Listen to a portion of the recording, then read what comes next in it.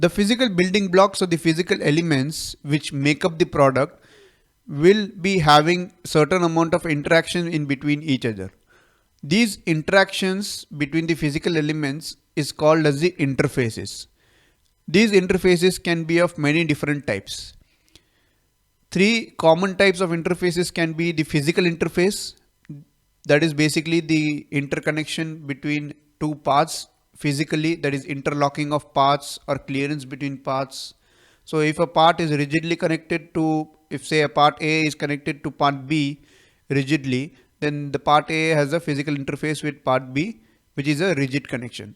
And if it has a clearance of say 10 mm or 20 mm, so the physical interface between part A and part B is the clearance.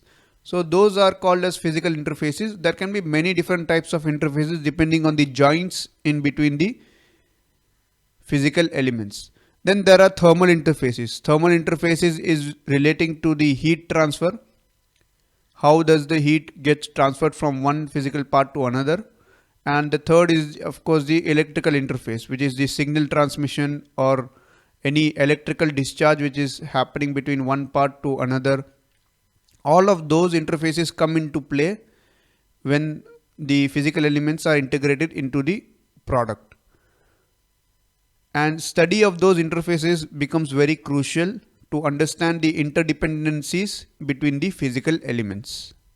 So these interactions basically result in various types of flow. That flow can be in the form of material, flow of heat, flow of load, flow of signal or information, or flow of electricity. All of these types of entities can flow from one physical element to the other in a product. A good example would be the interaction between the engine and the exhaust system. The engine and exhaust system are two modules of the powertrain, and there is a heat transfer between the engine and the exhaust system, as well as material transfer between the engine and the exhaust system, because there are exhaust gases which are transported from the engine to the exhaust. And also because of the vibrations which are taking place on the engine, there will be load transfer in between them.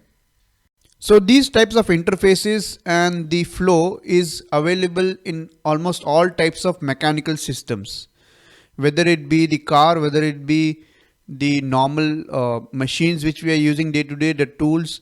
So in between the two subsystems or modules, there will be these kinds of interactions.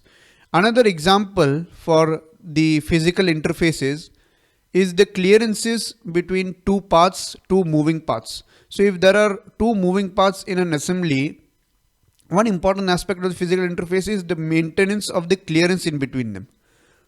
So if that clearance is not maintained in between those two parts, then they will hit each other and it would result in the wear and tear and ultimately failure.